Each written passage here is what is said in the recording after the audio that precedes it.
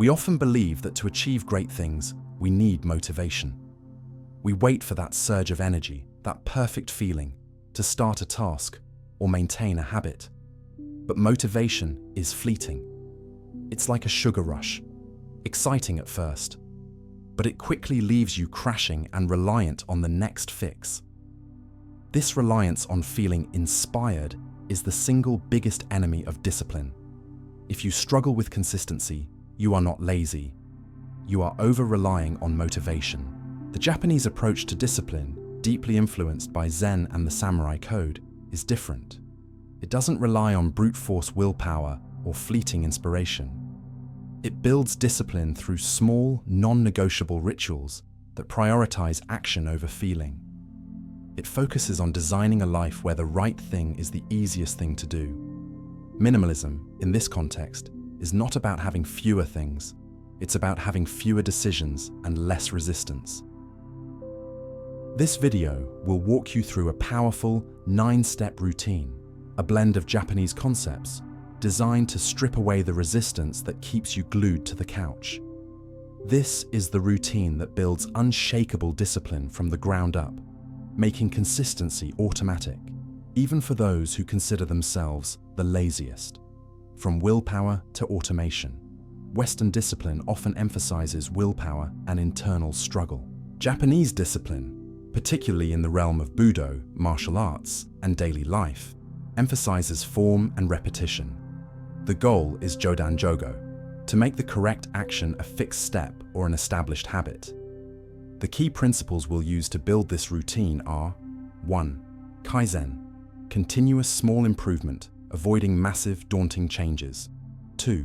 Shuhari, focusing on the first stage, Shu, which is strict adherence to the fundamental form.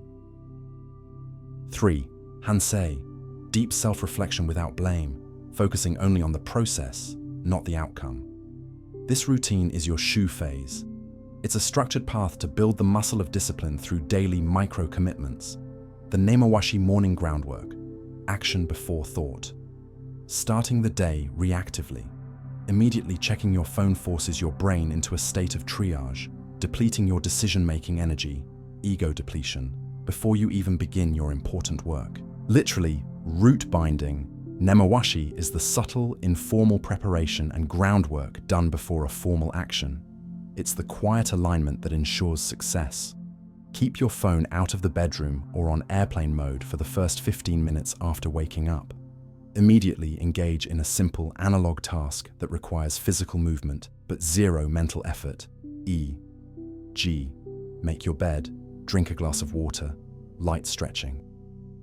This simple act is your first win of the day. You have chosen intentional action over passive reaction. This minor physical movement creates momentum. Nemawashi creates a proactive momentum loop. It ensures your first decision is about action, not consumption or distraction. This protects your limited decision-making energy for later, harder tasks. The Seiri triage, identify the highest leverage point. Lack of clarity. Having a massive to-do list paralyzes you. Your mind defaults to the easiest, most distracting task because the important one feels too big. The first S in the 5S methodology, sort. It means to separate the necessary from the unnecessary and discard the clutter. Applied to tasks, it's brutal clarity on what matters most. Before starting your focused work time, identify the single most important task that, if completed, would make the biggest difference in your life today. Write the first paragraph of the report. Spend 10 minutes studying the hardest chapter. Commit to working on only that one item for exactly 10 minutes. No more, no less. Mentally discard the rest of your to-do list for this block of time. They are unnecessary clutter right now. The key to discipline for the lazy mind is reducing the initial hurdle. Seiri takes the massive mental load of your entire list and collapses it into a tiny, manageable action. 10 minutes is too short to invoke procrastination, but it's long enough to create momentum, the hardest part. The Ichigyo Zamai focus, deep work, zero distraction. Multitasking and distraction. Discipline is not about speed. It's about focus. Switching tasks constantly makes every job harder and trains your mind to crave novelty over depth. Literally one practice, one contemplation. It means to dedicate your entire being, mind, body, and spirit to the single task at hand. This comes from Zen practice. When starting your Seiri task, enter an Ichigyo Zamai state. Physically and digitally isolate yourself. Turn off notifications, close the office door, put on noise-cancelling headphones. Do not look up. Do not check your phone. Do not switch tabs. Your entire being is committed to the one task for the time you committed. After your focus time is up, the initial 10 minutes or a longer block, you earn a complete guilt-free break. This step trains your attention, which is the foundation of discipline. It teaches your brain to achieve flow by removing the external forces that constantly pull you away. Discipline becomes the practice of sustaining attention on one thing. The Kirei reset, tidy as you go, leaving mess behind. Every unwashed dish, unfiled paper, or unused tool creates a visual and mental debt that must be paid later, making it harder to start the next disciplined action. Meaning clean, pure, beautiful. It's the constant commitment to maintain an organized, clean state. It's not about deep cleaning. It's about not creating mess in the first place. Before you transition from your focused task to anything else, a break, lunch, a new task, commit 2 minutes to Kirei. Put away every tool, paper, or cup you used during the preceding task. Leave the area in a pure state.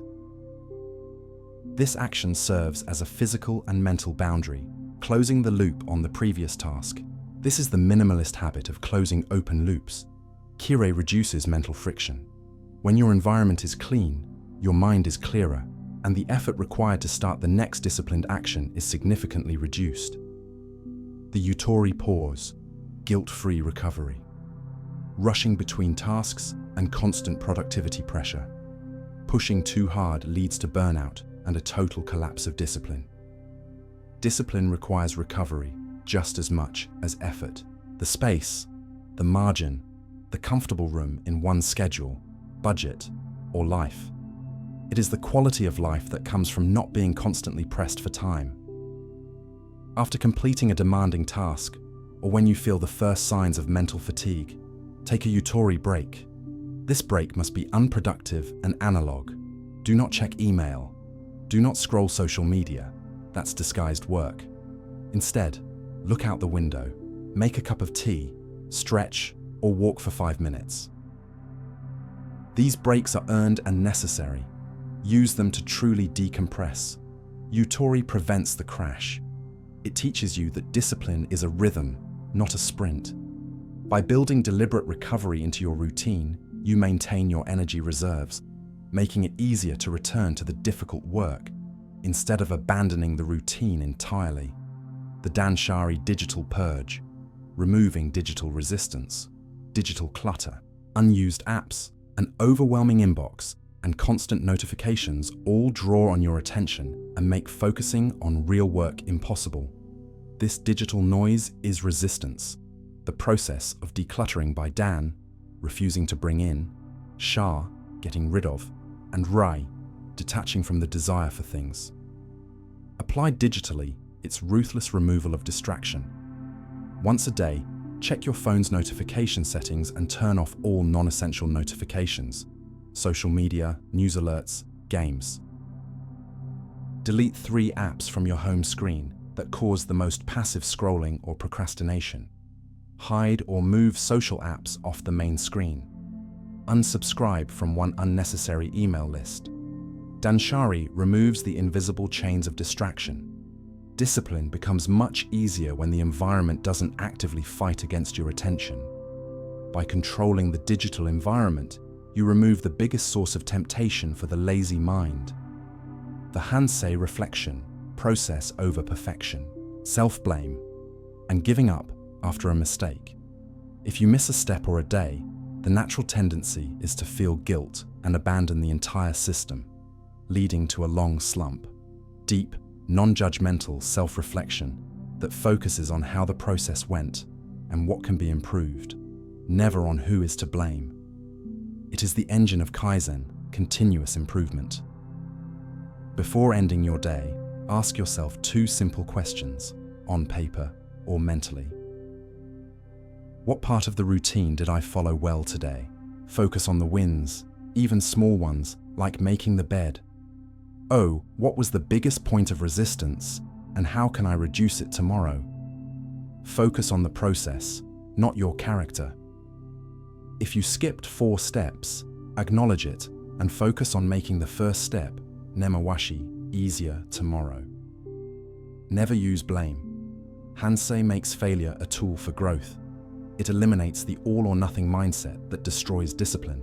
By focusing on tiny process improvements, Kaizen, you create a feedback loop that continually refines the routine until it becomes effortless. The Wabi-Sabi acceptance, embracing the messy day. The pursuit of perfect consistency. Trying to execute the routine flawlessly every day is exhausting and unsustainable. Finding beauty in imperfection, impermanence, and incompleteness. It is the acceptance of things as they are, flawed, simple, and transient. Acknowledge that life will be messy. There will be days when you are tired, sick, or simply unmotivated. On those messy days, commit to performing only the absolute wabi-sabi minimum of the routine. Oh, make the bed, nemawashi. Oh, identify the one item, sairi. Oh, take a 5-minute break outside, Yutori. Find the beauty in the simple act of trying, even if it's incomplete. The incomplete routine is still better than no routine. Wabi-Sabi ensures survival. By accepting that your discipline will be imperfect, you remove the catastrophic thinking that leads to total collapse. The true test of discipline is not how well you perform on your best day, but how well you adhere to the Wabi-Sabi minimum on your worst day. The shoji transition, creating physical boundaries. The blurring of life's areas, work on the couch, social media in bed. When all areas bleed into one another, focus is impossible and discipline is lost. The traditional Japanese paper screens used to divide rooms. They create soft, movable boundaries that define space and function. Use shoji principles to define distinct zones for your core activities. This can be as simple as changing chairs or moving to a different corner. O Zone 1, Ichigyo Zamai, desk or clean table for deep work. O Zone 2, Kirei, kitchen counter for task cleanup. O Zone 3, Yutori, balcony or reading chair for breaks and recovery. Discipline becomes a physical act rather than a mental struggle. To start work, you physically move to Zone 1. To take a break, you physically move to Zone 3. Shoji leverages environment. By attaching specific actions to specific physical locations, you condition your brain. When you sit in the deep work chair, your mind automatically shifts into Ichigyo Zamai mode, making discipline automatic and eliminating mental resistance. This routine is not a rigid list of rules, but a practice, a set of daily movements designed to eliminate the need for motivation. Discipline is not about being a perfect machine, it's about being a consistent human. It's about leveraging nemawashi to start small, embracing seri to focus, sustaining Ichigyo Zamai for depth, and ensuring survival through Hansei and Wabi-Sabi. By implementing these 9 minimalist habits, you shift from relying on the fleeting rush of willpower to the steady power of Jodan Jogo, established, automatic action. This is how you build a life of purpose, not just a life of good intentions. Which of these 9 steps will you commit to making your non-negotiable nemawashi action starting tomorrow?